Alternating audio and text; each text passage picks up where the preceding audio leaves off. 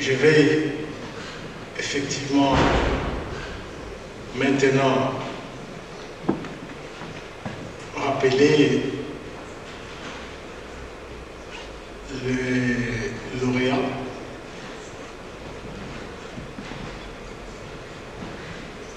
qui sont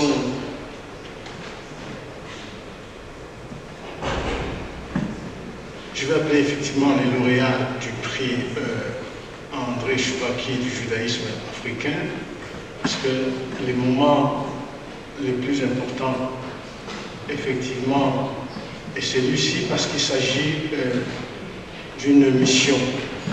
Une mission qui est celle qu'avait initiée André Chouraqui, que nous allons poursuivre pas de manière éparse, pas de manière éloignée ou séparée, mais de manière unie, parce que nous devons dépasser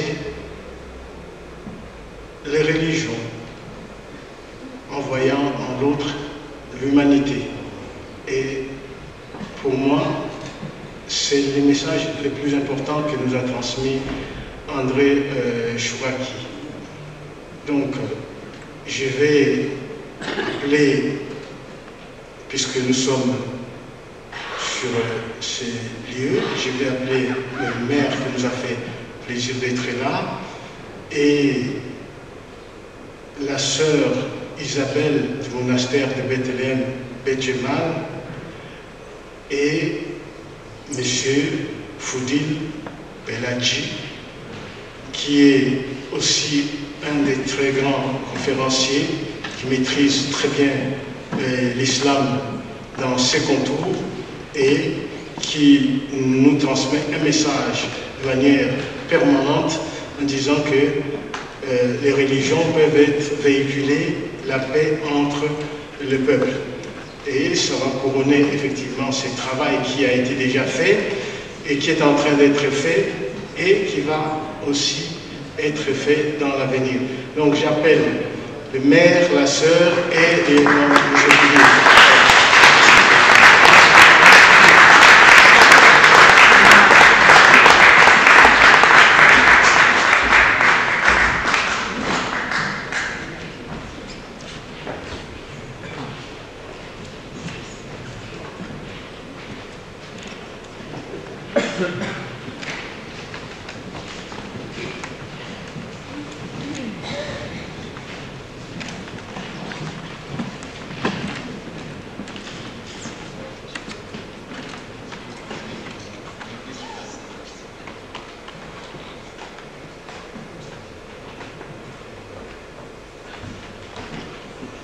Bien, mesdames et messieurs, je suis très heureux de remettre à Sœur Isabelle de la communauté des Sœurs de Bethléem ce prix André Chouraqui qui se compose, comme vous le voyez, d'un très beau diplôme et puis également d'une statue, d'une statue que je vais retirer de cette boîte et que je vous montre. Cette statue porte la colombe de la paix.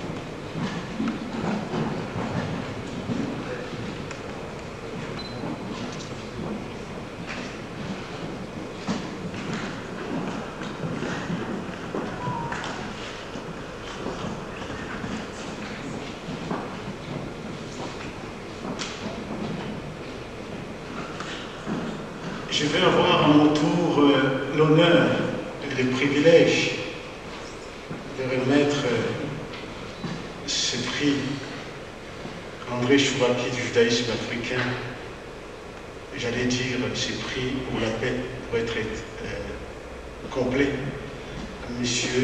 Foudil Beladji.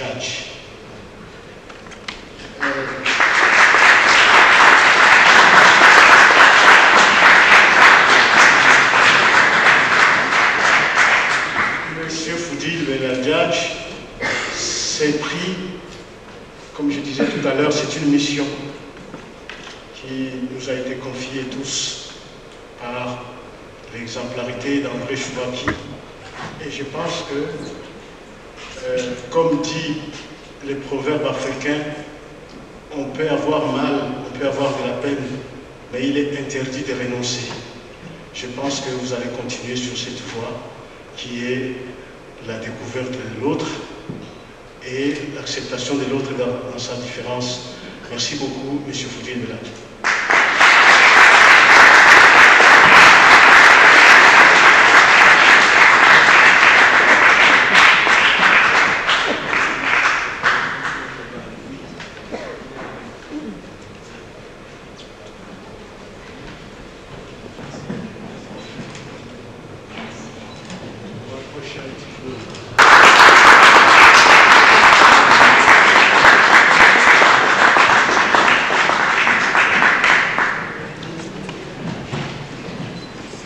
Je voudrais rendre grâce à celui dont le nom est imprononçable, mais dont l'amour nous habite et dont André et aussi Annette et aussi leurs enfants ont été pour nous, pour moi, des témoins privilégiés. L'histoire serait trop longue et je voudrais simplement dire aujourd'hui un très grand merci à M. Gershon, à la famille Chouraqui, à tous ceux qui sont ici présents, et essayer de recevoir cet honneur comme une responsabilité pour continuer très humblement, très petitement ce que nous vivons en Israël, dans tout ce qui a été dit, et de retenir dans nos cœurs et dans nos vies et dans notre prière un immense espoir que rien n'est perdu,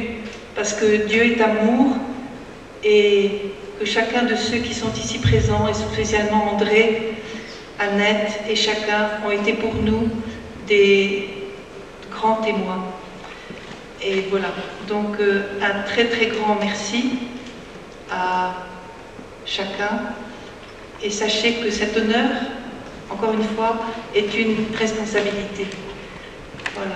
Toda lael, toda lachem, vechol mikre, shana tova.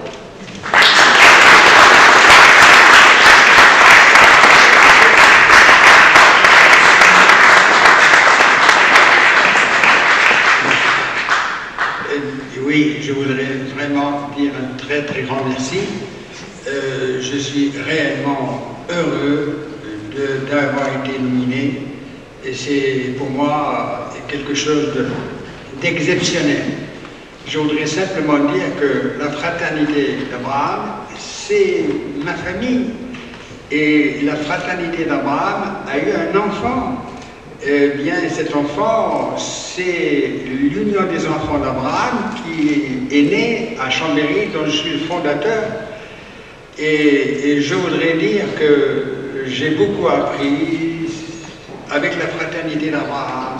Cet après-midi, c'était vraiment très très riche et réellement, je suis au zénith et très très heureux.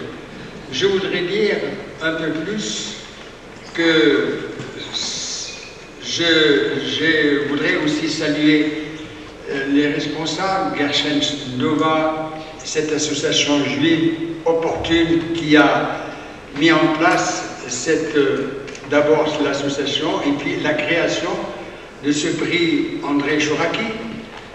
Vous voulez, monsieur Gershon Nova, je crois c'est important qu'on puisse s'adresser particulièrement à vous. Vous voulez pérenniser et couronner l'œuvre d'André Chouraqui, basée sur une ouverture aux autres, aux échanges interculturels, à l'entente et à l'harmonie entre les peuples. En effet, André Chouraqui est une figure emblématique. Né à Ain-Tebouchent, près de Tlemcen où je suis né, en Algérie le 11 août 1917, enfant d'Algérie, il n'a jamais cessé tout au long de son œuvre d'exprimer son amour passionné pour la terre qu'il a vu naître aussi. de notoriété internationale. Il a contribué à travers cette traduction du Coran, des évangiles et de la Torah à faire un pont de ralliement entre tous avec la volonté d'un dialogue sur les idées humanistes. En prenant comme thème son œuvre personnelle, vous souhaitez, par la remise de ce prix, M. Gershon Dova, vous souhaitez, par la remise de ce prix, favoriser la continuité et le maintien de cette fraternité.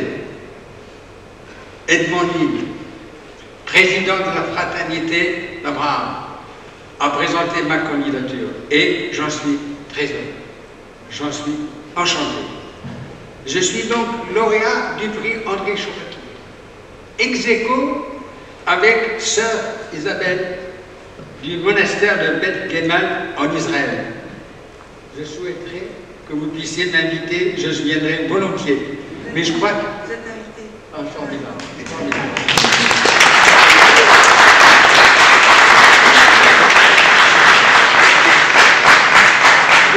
Je suis très fier et très flatté d'être ainsi reconnu et je remercie très sincèrement la fraternité normale qui a beaucoup œuvré dans cette direction.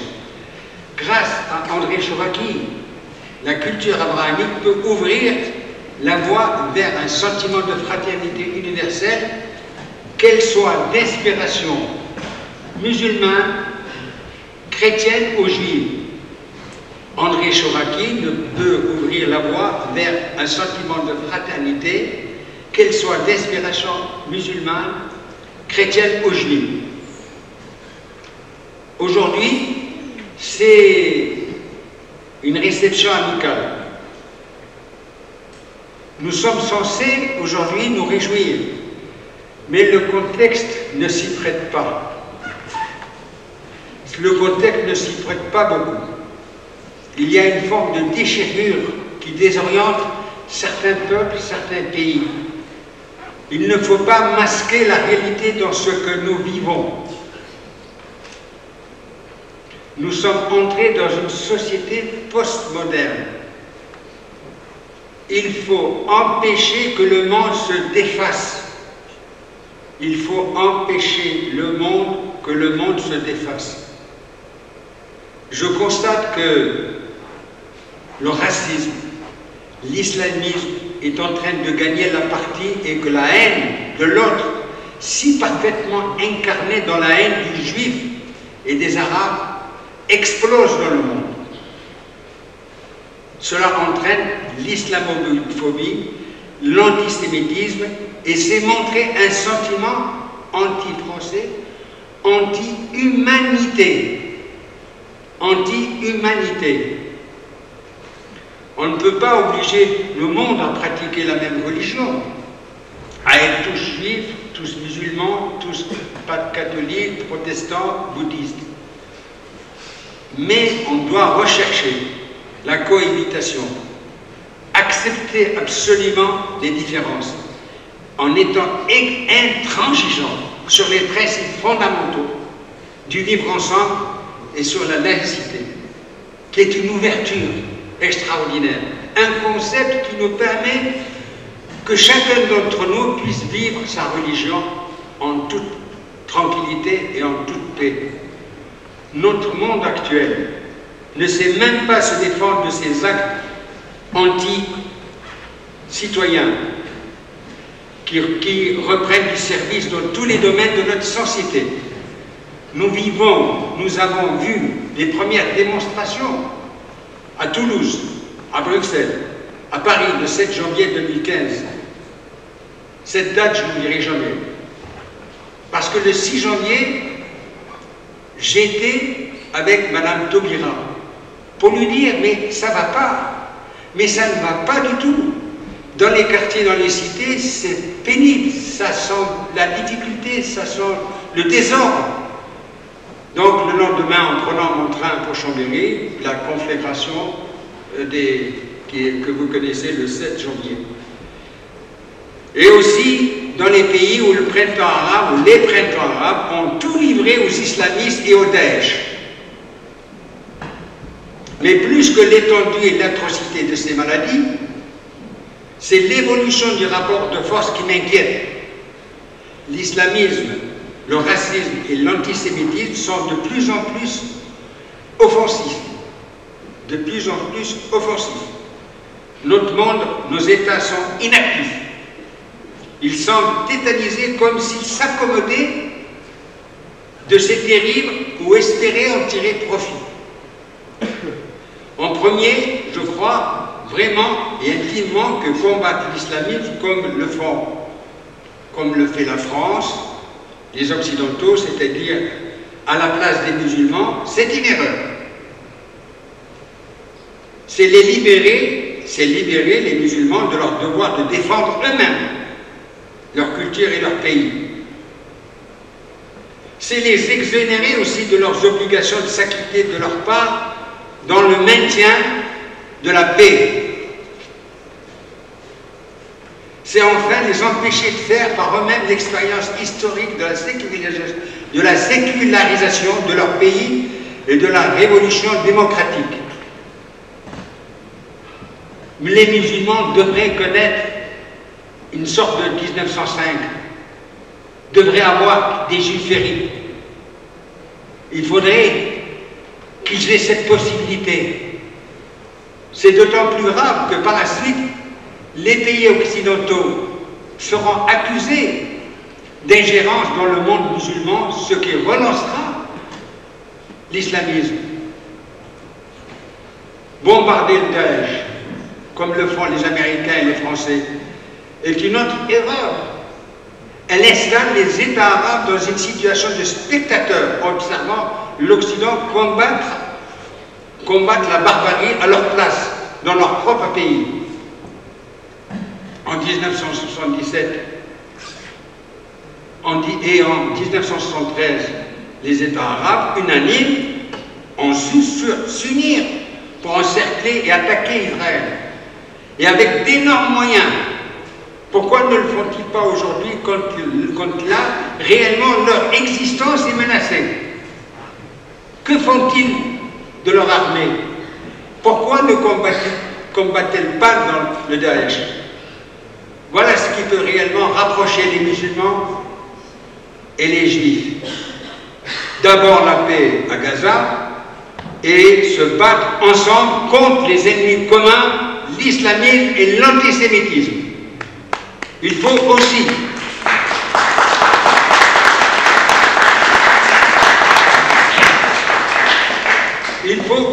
anéantir la machine à fabriquer la haine, l'exclusion, la pauvreté et les inégalités. Et comme nous dit le grand philosophe Régis Debray, il faut aimer la France, il faut aimer le monde. Merci à vous tous de m'avoir écouté.